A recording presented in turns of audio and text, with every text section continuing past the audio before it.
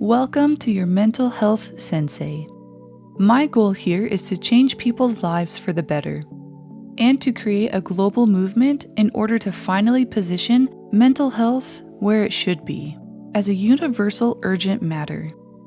In this episode, I will teach you the 5 most important things to do to fight depression. I have had clinical depression myself for a few years. Therefore, I really believe these tips will be much more valuable when it is basically what helped me the most to overcome my own depression. Not to mention that it is not the typical video of depression giving you the same 5 general tips every time. Just think about this for a second. If we were taught at least even the basics of mental health and interpersonal psychology at schools and universities, we wouldn't have the excessive amount of people who've wasted or lost their lives because of constant mental breakdowns. And because of this, not only have we lost lots of lives, but we also have lost lots and lots of talent because of not having enough knowledge of what is actually happening with their minds, not knowing how to fight it, and most importantly, not giving the necessary attention to the main problem just because it isn't globally seen as a really important aspect of life, which is in fact his or her own mental health. So, with that said, what are the 5 most important things to do to cure depression? Number 1. The first one, and one of the most important things, is to change your mind and your way of thinking by accessing your non-conscious mind, to be able to combat negative thoughts with logic. What I mean by that is that whenever a chain of negative thoughts appears in your mind, you need to fight them back instantly by asking yourself, what is the actual possible percentage of that negative event actually happening? Because, first of all, it has been proven by a scientific study done by Cornell University that literally 97% of our worries are completely false or extremely exaggerated. So thinking of that every time you get anxious about something is clearly really helpful. But there is more to it. The fact that you now know that basically almost every negative thought of yours is false or over-exaggerated makes you think much more smoothly whenever that chain of negative thought appears. So what you need to do after that is to scan thoroughly what was the real cause that made your negative thoughts appear suddenly in your mind. Because there is always a cause, even though you may not even be aware of it. In other words, work hard to find the trigger of that chain of negative thoughts, and then combat them with logic when they show up again. But I want to make it even more explicit, because I believe that this is the first step to reaching your overall mental health improvement. And because I'm not here just to make you listen to the same old tips trying to make just ordinary clickbait videos. No, instead, I want this channel to be made of a much more personal type of content. To deliver as much value as I can to my viewers and to genuinely help people's lives. That's why I plan to open a free Discord server really soon to be able to help, give some advice and guidance, and to offer a platform where people can talk to other people with similar problems, have it being depression, stress, anxiety, PTSD, ADHD, you name it. But now, to get strictly to the point, the first step is catching the worrisome episodes as soon as possible. Ideally, as soon as or just after the catastrophic image triggers the worry-anxiety cycle. Learn relaxation methods that can be applied at those moments. Also, we need to actively challenge the worrisome thoughts to be able to make this method effective. The next step is to take a critical stance towards the negative assumptions. Ask yourself the next questions, and if possible, write them down somewhere. Is it very probable that the negative event will actually occur? Are there constructive steps to be taken? Is it necessarily the case that there is only one or no alternative to letting it happen? Does it really help to run through these same anxious thoughts over and over? This combination of mindfulness and healthy skepticism will act as brakes to stop that storm of negative thoughts, and it will get more solid every day if you do focus on beating those anxious thoughts every time they show up. Number 2, learn to be self-compassionate about your failures and mistakes. This goes hand in hand with what I was just talking about, but it's extremely important to learn how to not beat yourself up every single time you do something wrong, or when you simply don't do or react to something the way that you expected. This is truly important because, let's just say in simple words, that when a brain is suffering from depression, it affects the entire structure of it. But don't worry, you can change this, and you can change it much faster than you may think. But what I'm trying to point out here is that people who suffer from depression most likely have to encounter an amygdala and the ACG, or anterior cingulate gyrus, which are 2 parts of the brain that monitor and regulate emotions, in hyperdrive too often. And what this means is basically that you tend to overreact or act impulsively in a negative way to yourself or to someone else. In other words, have you ever been caught up in a spiral of self-criticism? That's the doing of the ACG. When functioning properly, the ACG detects errors and shifts attention to important stimuli. But when the brain is low in mood-stabilizing chemicals called serotonin, the ACG can shift into overdrive and can cause people to dwell on negative thoughts, worry too much, and see countless errors in themselves, similar to what happens to a temporarily damaged amygdala, as the amygdala is the part of the brain that's involved with emotion, threat detection, and aggression, and amygdala in hyperdrive pumps stress hormones into the body, which primes people to focus on potential danger instead of on positive things. And it activates the fight or flight response way too often, which is basically an automatic physiological reaction to an event that is perceived as stressful or frightening, like for example, seeing an angry dog running towards you. It even activates on occasions where there is no possible threat whatsoever, or when the threat is completely fabricated by our own imagination. Now, here is the reason why it's so important to fight these thoughts immediately as they show up, the way I showed you in the first point.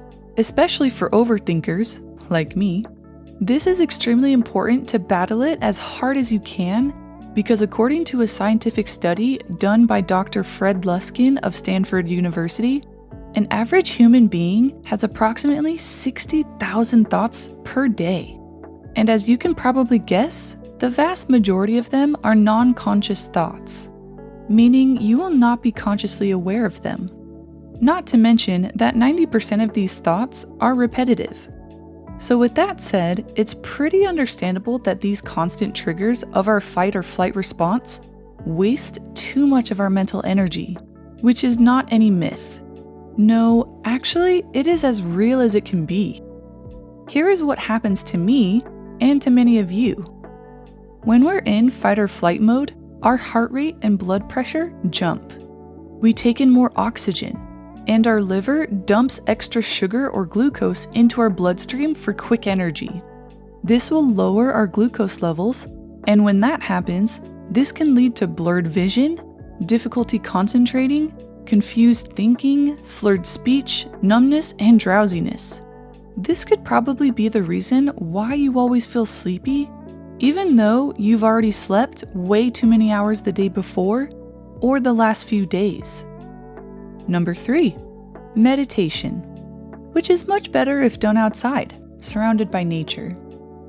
Okay, now picture your mind as a giant bee's nest, whereas you do nothing to act against your own thoughts. In this case, the thousands of bees inside the nest.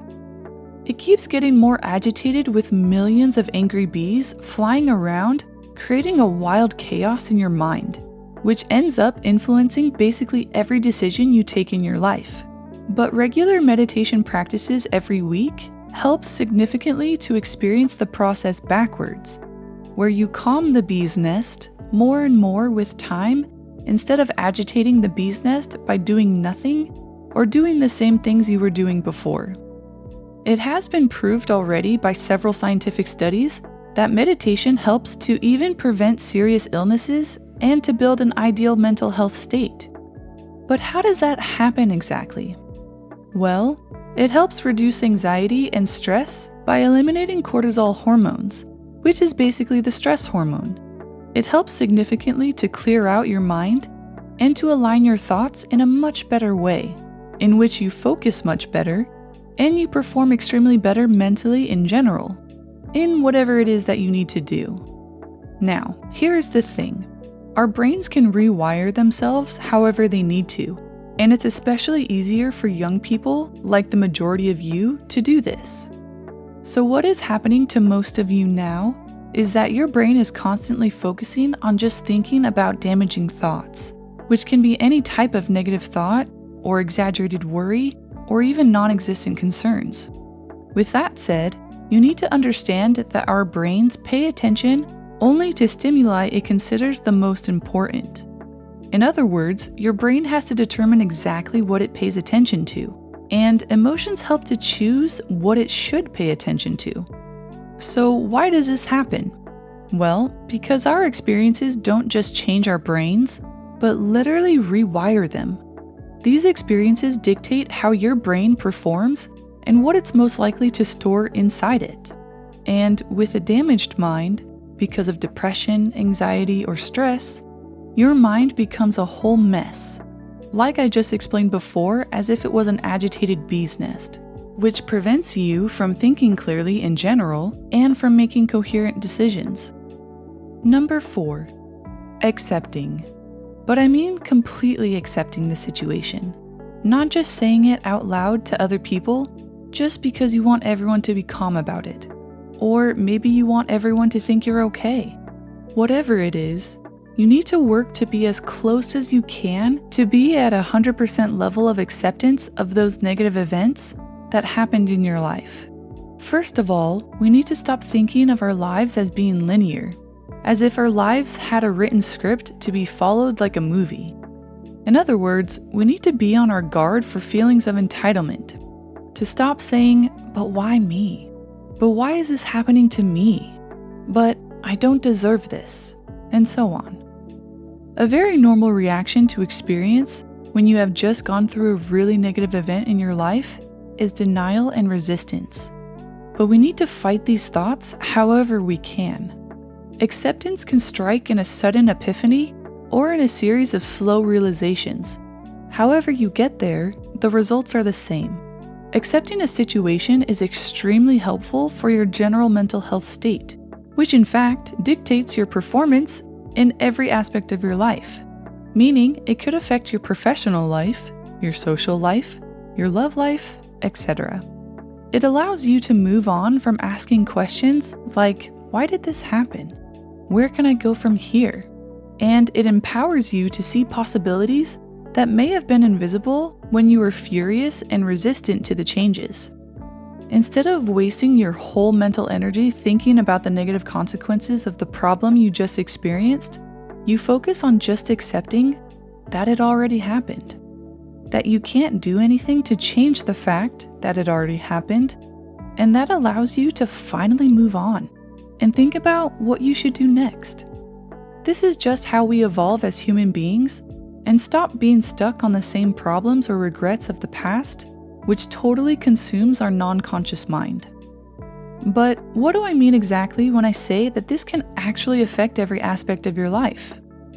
Well, because this idea of intoxicating your mind over and over because of regretting what you did in the past follows a concept known as the law of belief, which can make you perceive the world through several lenses of prejudices about yourself.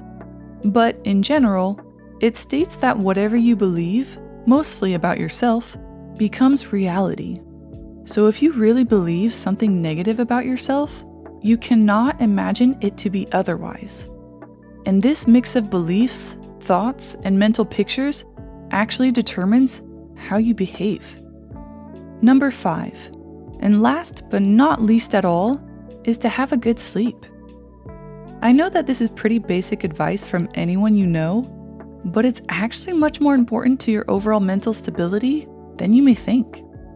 When we get into a sleep deprivation state, in other words, when we don't get enough sleep, and it becomes a daily habit, it doesn't only activate your sympathetic nervous system, which leads to an increase of cortisol secretion, which is again the stress hormone, but it also decreases blood flow to the brain's prefrontal cortex. And a weakened prefrontal cortex causes us to be much more vulnerable to negative thoughts in general. And as I have said before, this can alter your whole mental state to the point that a negative atmosphere can stay in your mind for days, even months. This happens because the prefrontal cortex is basically a part of the brain in charge of orchestrating our thoughts and calming our emotions. These are its main functions, even though it has other functions as well. To be more specific, there are two main reasons why this lack of sleep is one of the principal causes of a mind altered by constant depression. Sleep deprivation especially debilitates cognitive performances that depend on the prefrontal cortex, which includes language, executive functions, divergent thinking, and creativity. Now, having a weakened performance on executive functions and divergent thinking, which goes hand in hand with creativity as well, is actually a really serious matter to take into account because it will affect your overall performance in life. As I said before, it will affect every aspect of your life. To picture this in a more effective way, a damaged brain in terms of divergent thinking and executive functions can affect a person's ability to manage and organize themselves to achieve their goals. This is the reason why you feel like achieving anything important in your life or following a routine in which you demand yourself to be consistent every day is extremely hard, because executive functions and divergent thinking skills help people complete tasks and interact with others. Some of their main functions are planning and organization, concentrating and managing mental focus, analyzing and processing information, managing emotions and behavior, remembering details, managing time, multitasking, and solving problems. This basically explains why you should pay attention to your sleep, because it would damage some of the most important parts of your brain in charge of managing emotions and solving problems.